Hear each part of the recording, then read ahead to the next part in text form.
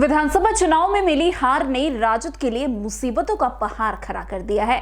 हालात ऐसे हैं कि राबड़ी देवी का राजनीतिक सफर और उनका रहने का ठिकाना दोनों ही अनिश्चितता के दौर से गुजर रहा है।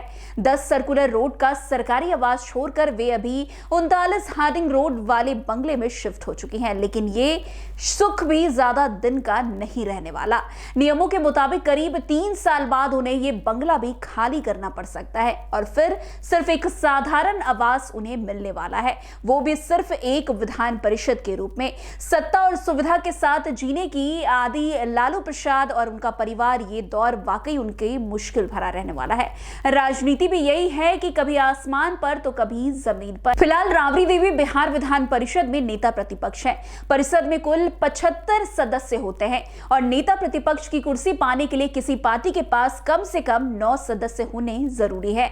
मौजूदा समय में राजद के पास 15 सदस्य हैं, इसलिए ये पद उनके पास है, लेकिन जुलाई 2028 के बाद स्थिति बदल सकती है। संभावना है कि तब राजद की संख्या 9 से कम हो जाए। अगर ऐसा हुआ तो राबड़ी देवी को नेता प्रतिपक्ष का पद छोड़ना पड़ेगा और इसके साथ ही 39 हार्डिंग रोड वाला आवास भी उनको छोड़ना पड़ सकता है। वैसे विधान परिषद की व्यवस्था विधानसभा से अलग है।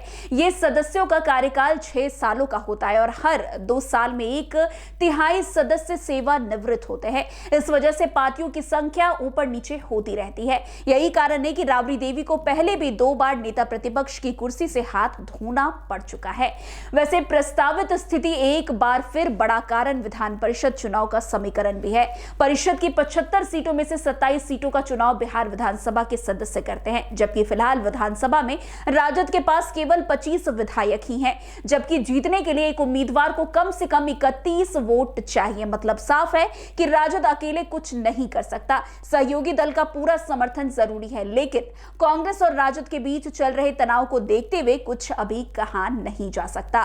2020 में जब राजद के पास 75 विधायक थे, तब उसे परिषद की 9 सीटें आसानी से मिली थी, लेकिन अब तो एक भी सीट जीतना चुनौती बन गया है।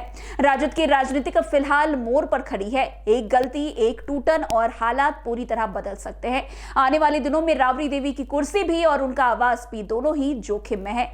यही राजनीति का खेल है, समय बदलते देर नहीं लगती।